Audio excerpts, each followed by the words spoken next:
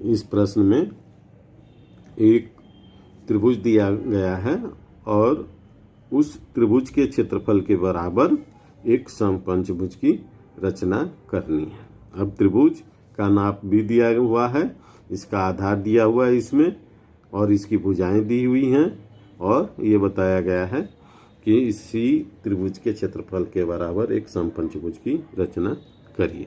तो आइए देखते हैं किस तरीके से किया जाता है। सबसे पहले जो एक निर्दिष्ट क ख ग है त्रिभुज है उसको हम बना लेंगे, और उसका आधार 6 सेंटीमीटर दिया हुआ है, तो हम इसको 6 सेंटीमीटर खींच लेंगे।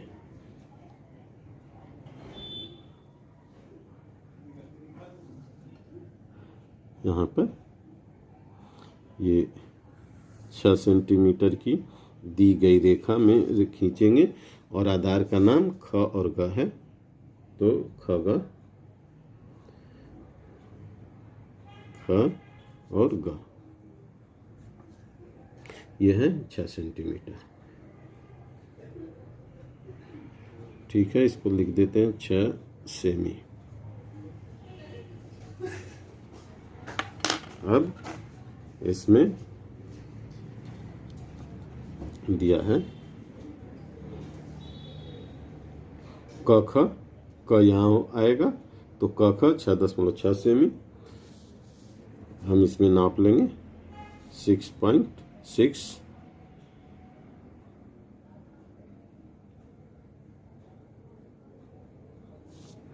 और ऊपर की तरफ इस तरीके से हल्का सा चाप लगा देंगे। इसके बाद 5 सेमी है, 5 सेमी है तो 5 सेमी की त्रिज्या प्रकार में लेंगे, और ग को केंद्र मानकर पहले वाले त्रिज्या को काट देंगे। अब इसको हम आसानी से रचनात्मक रेखा में काट सकते हैं। अब इसको पहले हमने हल्की रेखा में लिया था, अब इसको रचनात्मक रेखा में हम और सुंदर ढंग से इस चाप को बना सकते हैं, और इसका नाम लिख देंगे क। इसका नाम लिख देंगे क। अब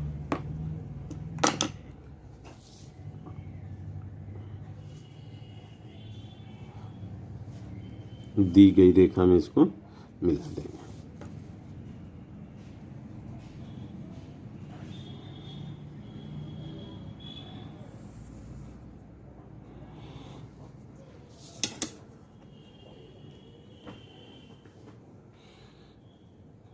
अब इसका नाम लिख दे, इसका ये क ख जो है क ख 6.6 सेमी की है, 6.6 सेमी, और ये है 5 सेमी।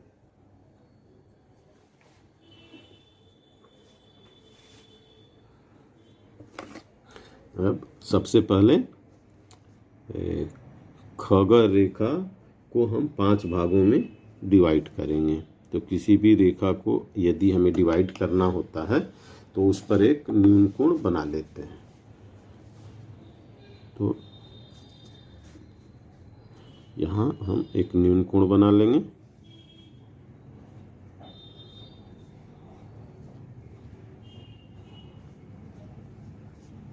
कोई भी इस तरीके से न्यून कोण बना लेंगे, और एक त्रिज्या लेंगे,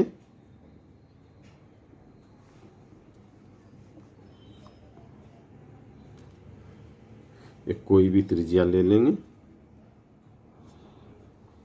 एक उचित त्रिज्या लेंगे जो कि इस रेखा को 5 बार काट सके। तो ये 1 बार, फिर इसको 2 बार, और यहाँ 3 बार,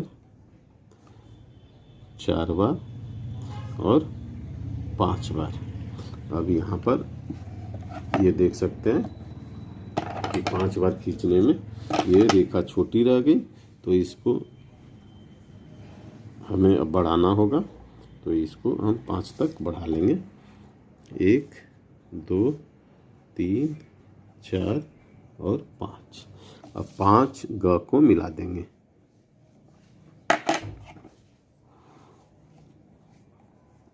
5 ग को मिला देंगे और इससे खग रेखा 5 समभागों में विभाजित हो जाएगी। इसको 5 समभागों में विभाजित करने के लिए सेट स्क्वायर ऐसे रखेंगे इस तरीके से। 5 ग पर ऐसे सेट स्क्वायर को हमने रख लिया है, सही ढंग से रखेंगे और इसको अब लेके जाएंगे 1 बिंदु पर।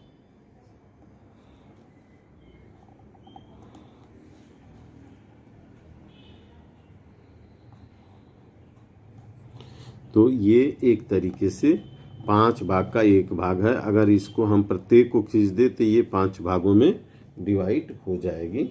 हम चाहें तो 5 भागों में इसको खींच भी सकते हैं, सभी को खींच देते हैं,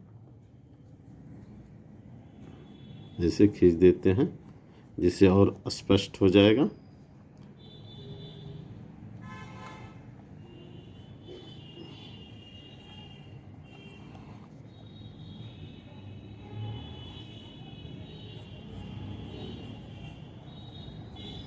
हमने ये पैरेलल रेखा खींच दी है और ये 5 समभागों में डिवाइड हो गया है। अब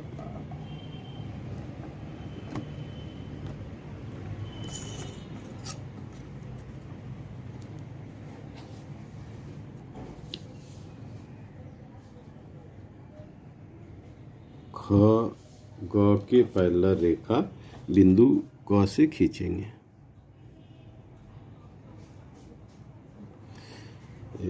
इस तरीके से एक पैरेलल रेखा खींच लेंगे। ख ग के पैरेलल बिंदु ग से ये रेखा एक खींच लिया।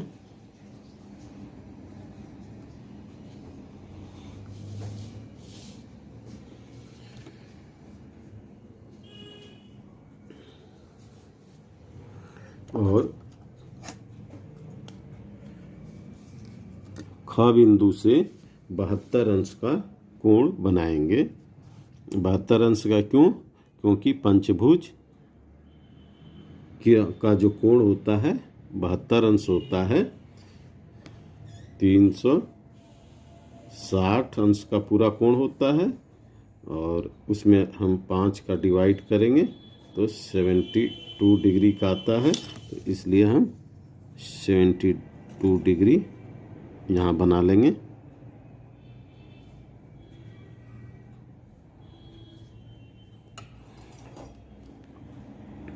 ये यहाँ से 70 हो गया। अब 2 पॉइंट यहाँ और लगा लेंगे, ये हो गया 72।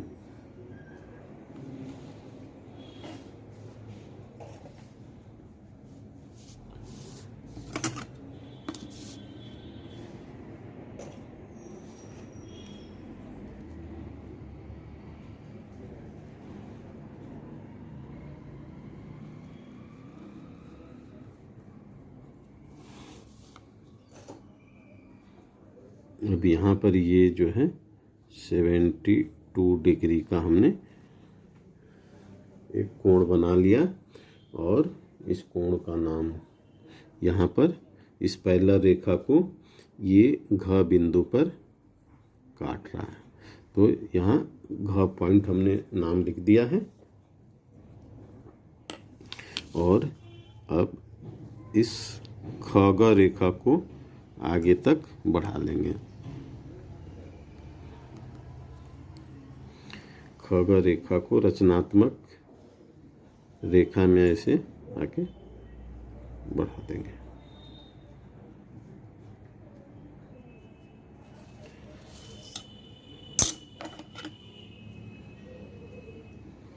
अब ख को केंद्र मानकर घ की त्रिज्या से एक ऐसे हैं, चाप लगाएंगे।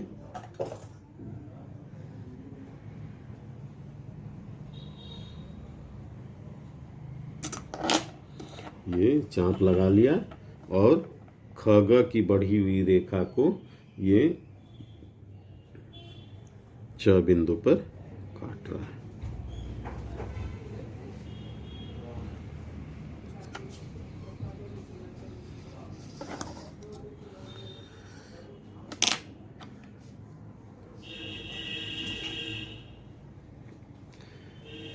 अब यहाँ पर ये 1 भाग में डिवाइड हुआ है, तो इसको हम चाहे तो लिख सकते हैं 1 डैश 2 डैश 3 डैश 4 डैश और ये 5 है।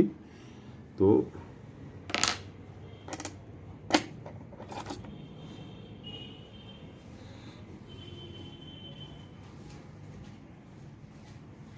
हम च1 का समद्विभाजन करेंगे, च1 रेखा का समद्विभाजन करेंगे। 1 को केंद्र मानकर आधे से अधिक त्रिज्या से चाप लगा देंगे ऊपर और नीचे, और फिर च को केंद्र मानकर पहले वाले त्रिज्या को काट देंगे।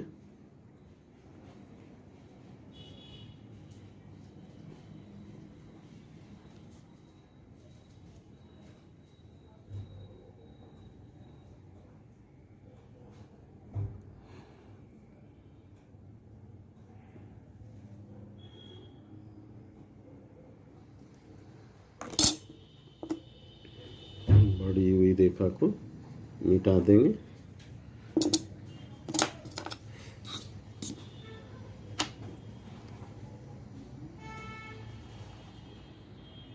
अब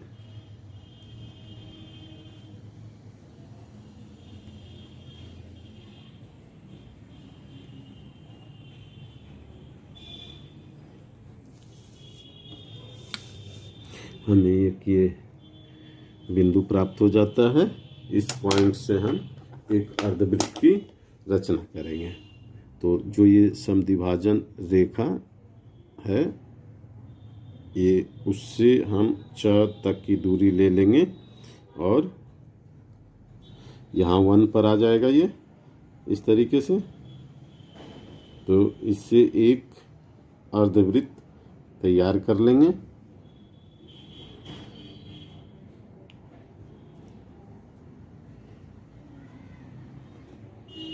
ये एक अर्धवृत्त तैयार हो गया है। 90 डिग्री का कोण बनाना होगा और 90 डिग्री का कोण बनाने के लिए हम यहाँ से इस तरीके से खींच लेंगे ये,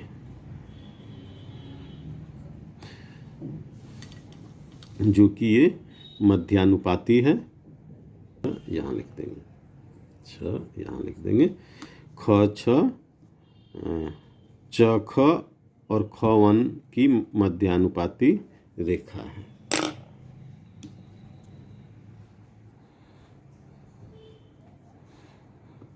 अब ख छ की त्रिज्या लेकर के ख छ की इस तरीके से त्रिज्या लेंगे और एक रचनात्मक वृत्त बनाएंगे।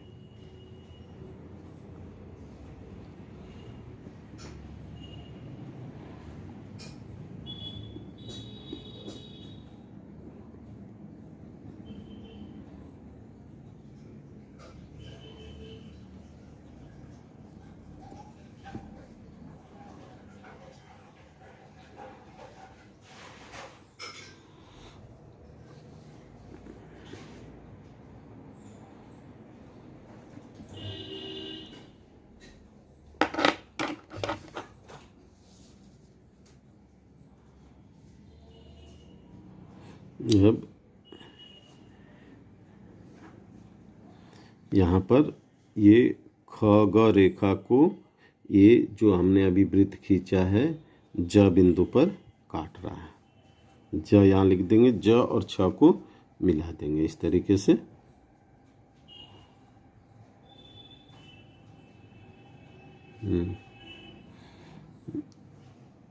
इसको ज और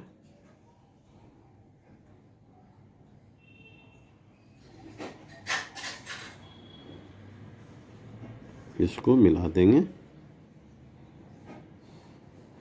और इसको झ लिखेंगे, झ ज और झ को मिला देंगे। ये पंचभुज की एक भुजा होगी। अब ज और झ की दूरी प्रकार में लेंगे और सही ढंग से इसकी दूरी प्रकार में ले लेंगे जिससे कि छोटा ना हो। एक बार ऐसे निशान लगा के देख लेंगे यहाँ से, ये और ये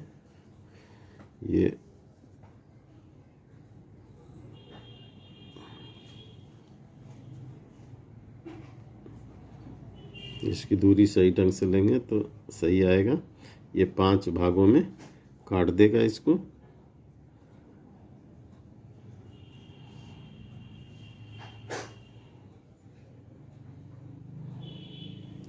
इस तरीके से ये 5 भागों में इसे काट दिया और अब हम इसे मिला देंगे।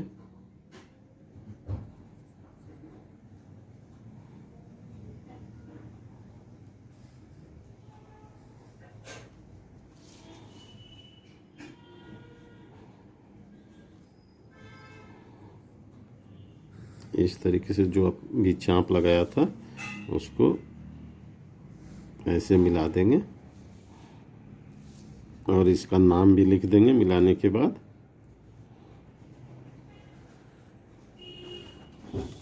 अब ये एक पंचभुज समपंचभुज तैयार हो गया।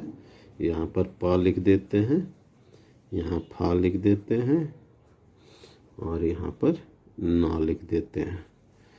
तो इस तरीके से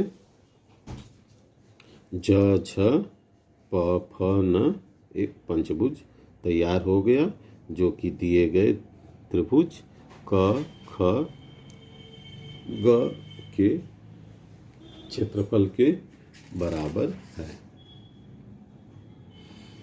अब इसमें हम लिख सकते हैं कि ज झ प फ न अभीष्ट पंचभुज है। और ये निर्णय तैयार हो गया।